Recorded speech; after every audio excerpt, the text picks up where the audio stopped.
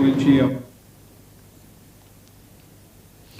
హైదరాబాద్ కర్మన్ ఘాట్ లోని హనుమాన్ దేవాలయం దత్తత చేసుకున్న బన్సరువాలా కృష్ణ దేవాలయానికి చెందిన 2 ఎకరాలు 11 గుంటల భూమిలో కొంత అన్యక్రాంతమైంది.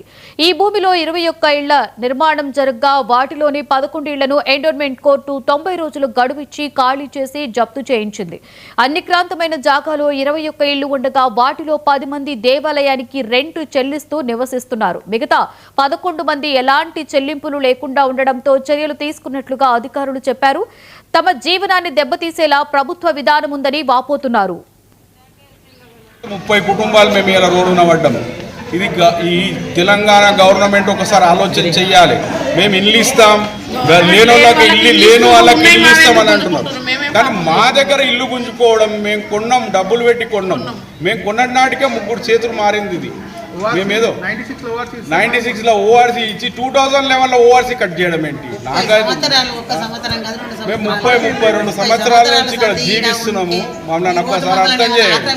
మమ్మల్ని ఇంత హరాస్ చేస్తున్నారు.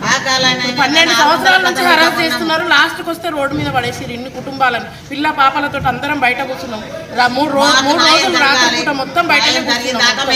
మేము ఈయనే ఉంటాం, రోడ్డు మీదనే ఉంటాము. గవర్నమెంట్ ఏం చేస్తుందో చేయాలి, మాకు న్యాయం చేయాలి.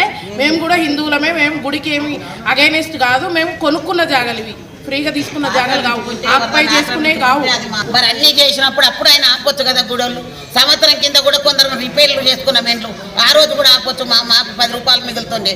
మమ్మల్ని అంతా ఇంత దౌర్జన్యం చేసి ఇలా రోడ్ ఎక్కించిందంటే మాకు న్యాయం జరిగిన దాకా మేము ఒప్పుకోము. మాకు న్యాయం జరగాలి. ఇదే ఉంటాము, నచ్చినా బతికినా. జాతి ఇలా పెట్రోల్ పోసుకున్నా కానీ